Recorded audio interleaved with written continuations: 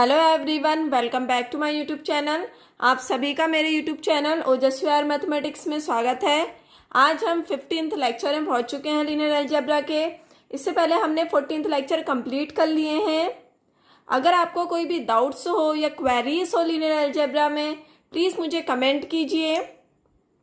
Previous video में हमने आपको बेसिस एंड डायमेंशन के बारे में बताया था। आज हम एक्सटेंशन थ्योरम के बारे में बताने वाले हैं। ओके, अगर आपने बेसिस एंड डायमेंशन की वीडियो नहीं देखी है तो आप प्लीज़ मेरी प्लेलिस्ट को फॉलो कर सकते हैं। Okay, so let's start today topic extension theorem. Extension theorem से पहले हम एक छोटी सी थ्योरम करा रहे हैं जो मोस्ट इंपोर्टेंट थ्योरम है एग्जाम पॉइंट ऑफ व्यू से। Okay, let's start. ये थ्योरम क्या बोलती है, आइए देखते हैं।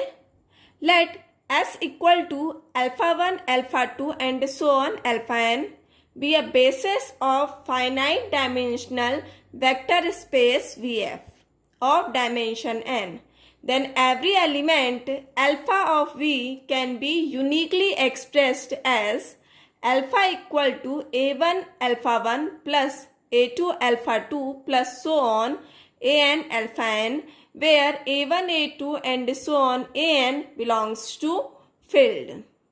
ठीक है, आइए इसको हम समझते हैं। अगर हमारे पास कोई भी सेट S है और इस S में alpha 1, alpha 2 and so on alpha n types के एलिमेंट हैं और ये हमारे पास बेसिस है finite dimensional vector space VF का और इसकी डायमेंशन हमारे पास n दी हुई है। ठीक है, जो VF की डायमेंशन हमारे पास n दी हुई है। देन जितने भी एलिमेंट हैं अल्फा के ऑफ V में, ठीक है, वो क्या होने चाहिए, यूनिकली एक्सप्रेस्ड होने चाहिए। ओके, और alpha a1 alpha 1 plus a2 alpha 2 plus so on an alpha n के लीनियर कॉम्बिनेशन में है। तो हमने इस अल्फा को क्या निकालना है, यूनिकली एक्सप्रेस्ड करना है। ओके, अगर हमारे पास S कोई भी सेट दिया है जो बेसिस है finite dimensional vector space VF का और VF की डायमेंशन n है, देन जितने भी एलिमेंट हैं अल्फा के V में वो क्या होने चाहिए, यूनिकली एक्सप्रेस्ड होने चाहिए।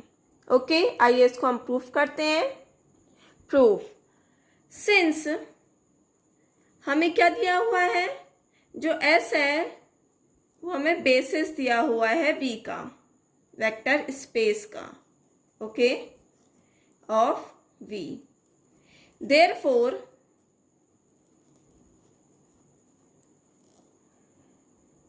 लीनियर स्पैन V के इक्वल होगा।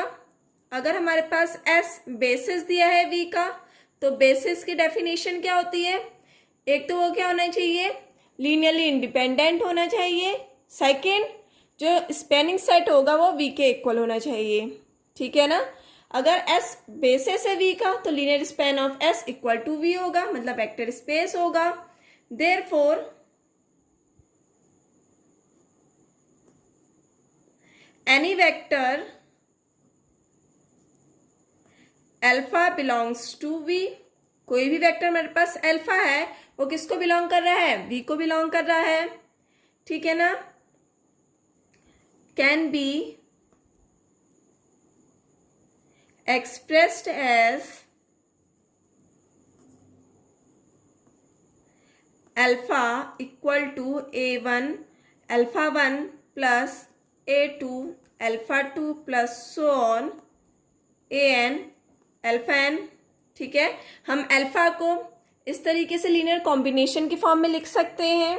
ठीक है ना, a1 a2 एंड an किसको बिलोंग कर रहे हैं, फील्ड को बिलोंग कर रहे हैं जो स्केलर है, and alpha 1 alpha 2 and so on alpha n किसको बिलोंग कर रहे हैं, वेक्टर्स को बिलोंग कर रहे हैं।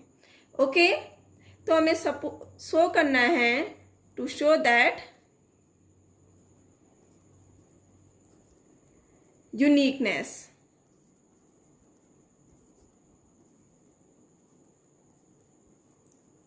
हमें यूनिकनेस शो करना है।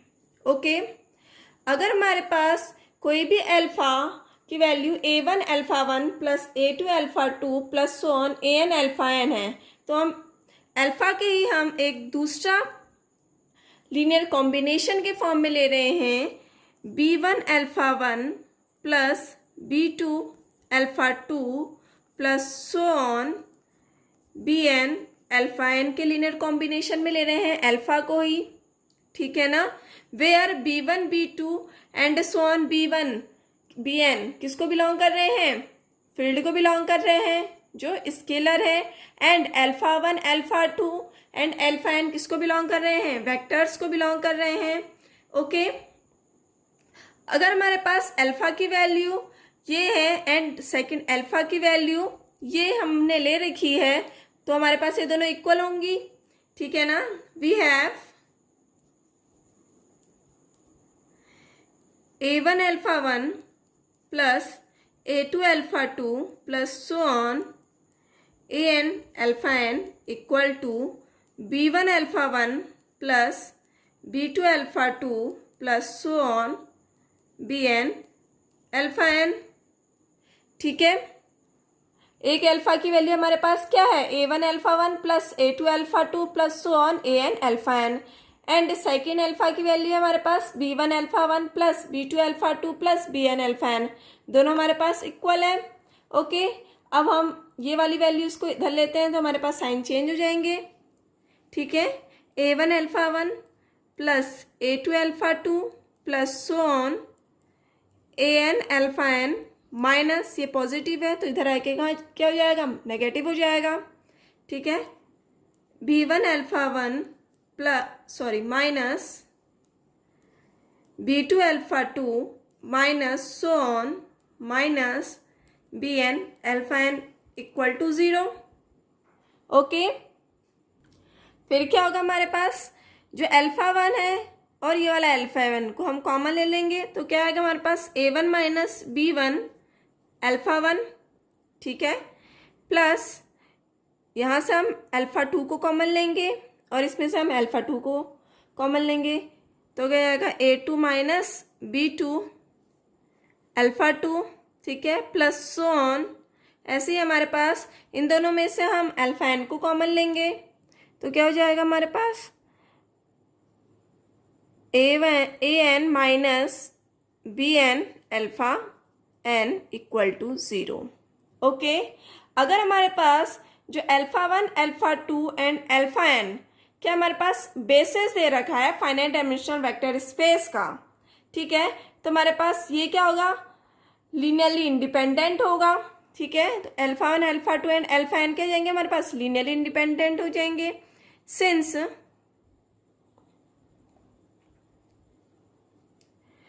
Alpha 1 alpha 2 and so on alpha n क्या हमारे पास लीनियरली इंडिपेंडेंट है। अगर ये लीनियरली इंडिपेंडेंट है तो हमारे पास क्या होता है, जो स्केलर होते हैं वो क्या होने चाहिए, 0 होने चाहिए। अगर अल्फा 1 लीनियरली इंडिपेंडेंट है तो हमारे पास क्या जाएगा, जो स्केलर है हमारे पास A1 and B1 A2 B2 and so on An Bn ये हमारे पास क्या जाएंगे 0 हो जाएंगे, ठीक है।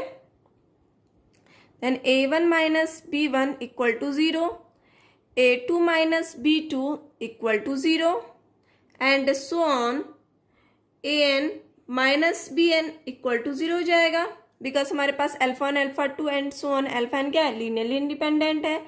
अगर ये 0 हो गया तो A1 इक्वल टू B1 हो जाएगा, इसको हम इधर ले जाएंगे तो, और A2 इक्वल टू B2 हो जाएगा, okay, and so on An equal to Bn हो जाएगा।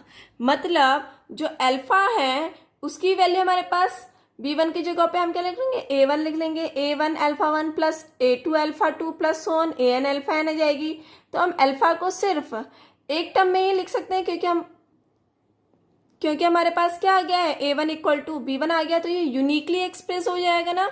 मतलब अल्फा को हम A1 alpha 1 plus A2 alpha 2 and so on An alpha n के ही लीनियर कॉम्बिनेशन में लिख सकते हैं और किसी भी लीनियर कॉम्बिनेशन में हम नहीं लिख सकते हैं, ठीक है ना। हम अगर लिखेंगे तो हमेशा इक्वल आ जाएगा, यूनिक आ जाएगा।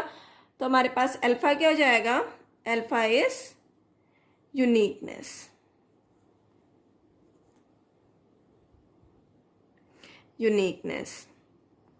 ओके। अल्फा क्या आ गया हमारे पास यूनिक आ गया, ओके। आया समझ में क्या है ये थ्योरम क्या बोलती है? अगर हमारे पास एस कोई भी बेसिस है, ठीक है, एस हमारे पास बेसिस दिया है वेक्टर स्पेस वी एफ का, तो देयरफॉर क्या हो जाएगा, लीनियर स्पान वी एफ के इक्वल होगा। ओके, देयरफॉर हम कोई भी वेक्टर ले रहे हैं अल्फा, जो किसको बिलोंग कर रहा है, वेक्टर स्पेस को बिलोंग कर रहा है, ठीक है, और इस अल्फा को हम a1 alpha 1 plus a2 alpha 2 and so on an alpha n के लीनियर कॉम्बिनेशन में लिख रहे हैं, ठीक है। तो हमें प्रूफ क्या करना है कि यूनिकनेस होगा, तो इसके लिए हम अल्फा की एक दूसरी वैल्यू लेते हैं b1 alpha 1 plus b2 alpha 2 and so on bn alpha n, ठीक है ना। और ये दोनों हमारे पास क्या हो जाएंगे, इक्वल हो जाएंगे। इसको हम इधर ले जाएंगे तो हमारे पास ये क्या जाएगा, a1 minus b1 alpha 1 plus a2 minus b2 alpha 2 plus so on an minus bn alpha n equal to 0। और हमारे पास क्या दिया है, alpha 1 alpha 2 and so on किसके एलिमेंट है, एस के एलिमेंट है, और एस के हमारे पास बेसिस है। अगर हमारे पास एस बेसिस है तो alpha 1 alpha 2 and so on alpha n क्या जाएगा, लीनियरली इंडिपेंडेंट हो जाएगा। अगर ये लीनियरली इंडिपेंडेंट हो गए तो a1 minus b1 equal to 0, a2 minus b2 equal to 0 and so on an minus bn equal to 0 हो जाएगा। और ये हमारे पास क्यों जाएगा फिर a1 equal to b1, a2 equal to b2 and so on an equal to bn। तो alpha क्या आ गया हमारे पास, यूनिकनेस आ गया। ओके, आया समझ में? अब हम नेक्स्ट थ्योरम देखते हैं, extension theorem. Okay, extension theorem को हम बहुत इजी वे में देखेंगे। आइए देखते हैं theorem. If V F is a finite dimensional vector space, if V F is finite dimensional vector space, then every linearly independent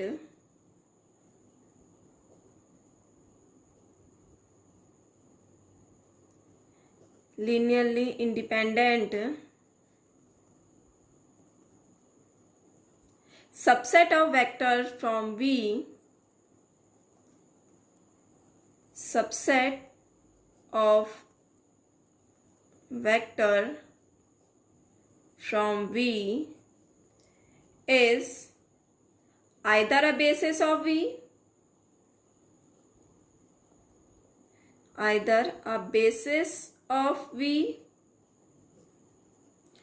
or it can be extended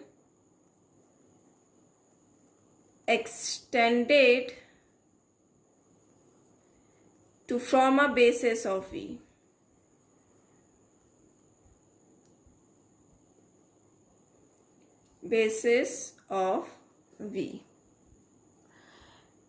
आइए देखते हैं थ्योरम क्या बोलती है। इफ वी एफ क्या है, कोई भी फाइनाइट डायमेंशनल वेक्टर स्पेस है, then every linearly independent subsets of vectors from V, जितने भी लीनियरली इंडिपेंडेंट सबसेट हैं वेक्टर स्पेस वी के, या तो वो खुद बेसिस होंगे is either a basis of V, या उसको एक्सटेंड करके वो बेसिस बनाएंगे। It can be extended to from a basis of V. आया समझ में? आइए एक बार और रिकॉल करते हैं इसको। If V F is a finite dimensional vector space, then every linearly independent subset of vectors from V is either a basis of V or it can be extended to from a basis of V. जितने भी linearly independent subset हैं, या तो वो खुद basis होंगे या उसको extend करके वो basis बनाएंगे। आइए इसको हम प्रूफ करते हैं। Proof, let S equal to alpha 1, alpha 2 and so on alpha m, ठीक है। अगर हमारे पास S alpha 1, alpha 2 and so on alpha n types के एलिमेंट हैं S में, जो क्या है, लीनियरली इंडिपेंडेंट सबसेट है, B लीनियरली इंडिपेंडेंट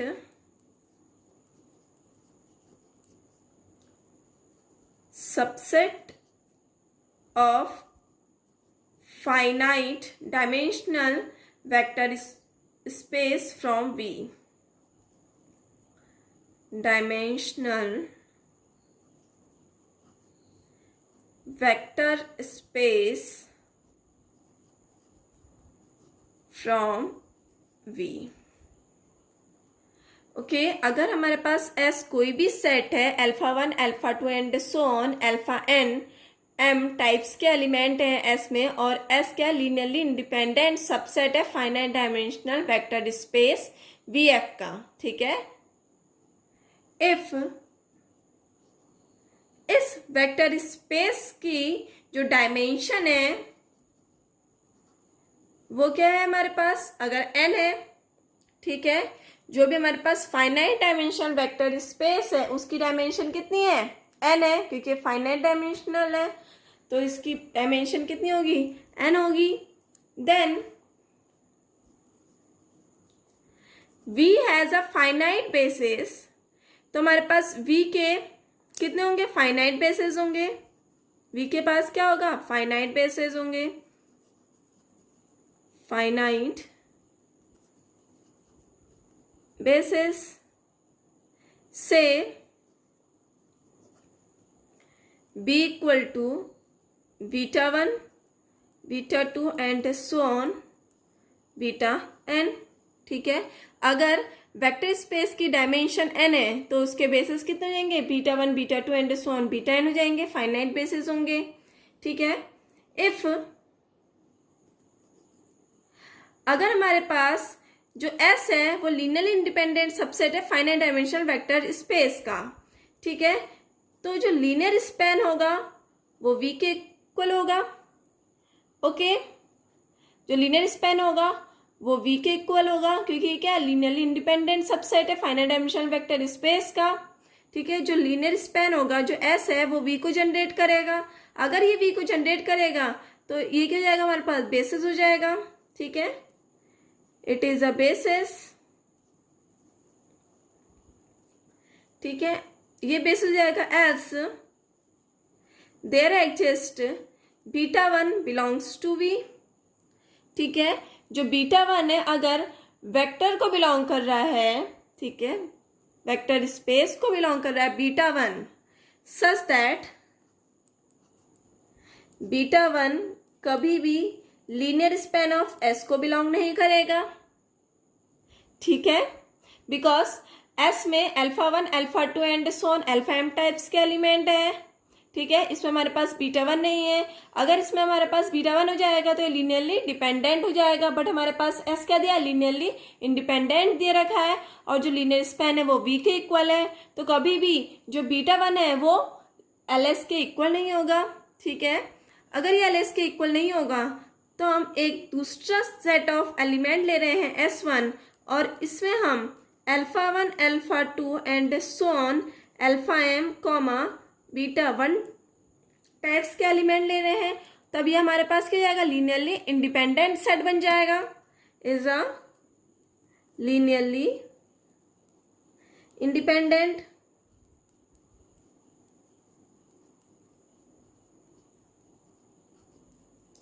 ठीक है।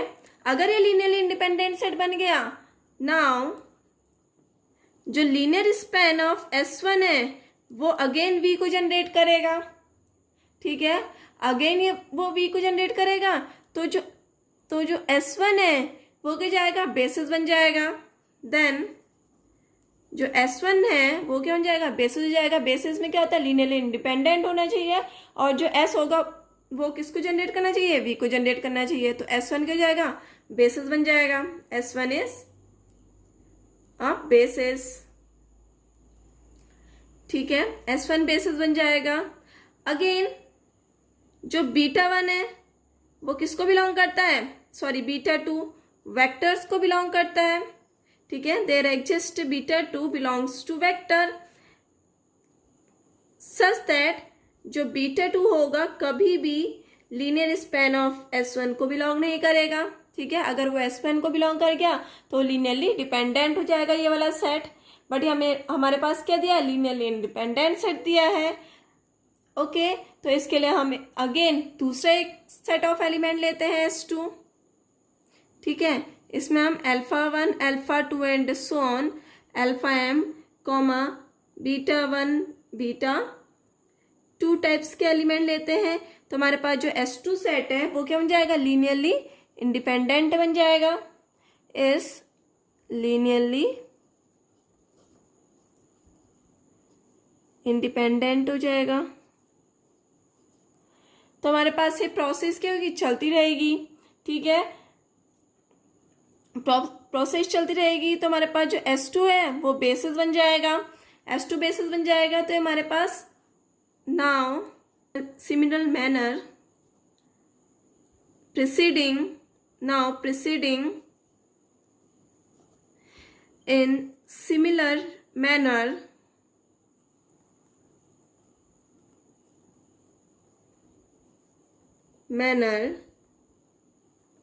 we obtain a basis of V। ठीक है, तो इससे हमारे पास ये लगातार बेसिस बनते रहेंगे। Okay, we obtain a basis of V। Okay, आया समझ में? हमने क्या किया, हमने क्या निकालना था, अगर हमारे पास V finite dimensional vector space है तो जितने भी लीनियरली इंडिपेंडेंट सबसेट है वेक्टर्स V के, या तो वो खुद बेसिस होंगे या उसको एक्सटेंड करके वो बेसिस बनाएंगे। तो इसके लिए हमने क्या किया, हमारे पास सेट दे रखा है S, α1 α2 and so on αm types के एलिमेंट है S सेट में, और जो ये सेट S है वो सबसेट किसका है, VF का सबसेट है, और ये S हमारे पास क्या दिया है, लीनियरली इंडिपेंडेंट दे रखा है फाइनाइट डायमेंशनल वेक्टर स्पेस का। ठीक है, तो हमारे पास डायमेंशन ऑफ V कितने हैं, हमारे पास n हो जाएगी, क्योंकि फाइनाइट डायमेंशनल वेक्टर स्पेस दिया है तो V की डायमेंशन कितनी हो गई, n हो गई है। देन V क्या हो जाएगा, हमारे पास फाइनाइट बेसिस बन जाएगा। ओके, V हमारे पास फाइनाइट बेसिस बन जाएगा। तो जो V की बेसिस के जाएंगे B equal to β1 β2 and so on βn। Okay, तो linear span of S equal to V के होगा, जो S है वो V को जनरेट करेगा। ठीक है, अगर ये V को जनरेट करेगा तो ये बेसिस बन जाएगा। ठीक है, क्योंकि हमारे पास बेसिस की डेफिनेशन में क्या होता है, लीनियरली इंडिपेंडेंट सेट होना चाहिए एंड जो S है वो V को जनरेट करना चाहिए। ओके, मैंने आपको प्रीवियस वीडियो में बता रखा है।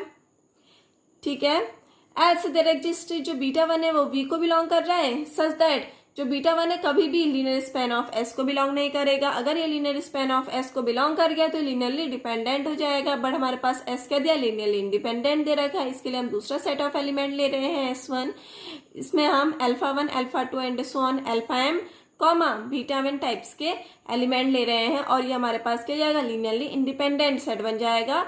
अगेन हमारे पास ये हो जाएगा, linear span of S1 V को जनरेट करेगा। ठीक है, V को जनरेट करेगा तो S1 क्या जाएगा, बेसिस हो जाएगा। अगेन हमारे पास ये प्रोसेस चलती रहेगी, तो हमारे पास proceed in similar manner we obtain a basis of V। तो हमारे पास जितने भी लीनियरली इंडिपेंडेंट सबसेट है वो ऑब्टेन क्या कर जाएंगे, बेसिस ऑफ V। ओके, इसके रिलेटेड मैंने प्रीवियस वीडियो में आपको एक क्वेश्चन करा रखा है। ठीक है ना, जितने भी लीनियरली इंडिपेंडेंट सेट हम बनाएंगे वो खुद बे खुद क्या हो जाएंगे, बेसिस हो जाएंगे। ठीक है ना, इसलिए हमारे पास extension theorem most important theorem है एग्जाम पॉइंट ऑफ व्यू से। ओके, आज की वीडियो में हमने एक्सटेंशन थ्योरम के बारे में पढ़ा। ठीक है, अगर आपको आज की वीडियो अच्छी लगे तो प्लीज़ कमेंट कीजिए, लाइक कीजिए वीडियो को एंड शेयर कीजिए, सब्सक्राइब कीजिए। ओके, मिलते हैं नेक्स्ट वीडियो में कुछ और थ्योरम के साथ। Thank you.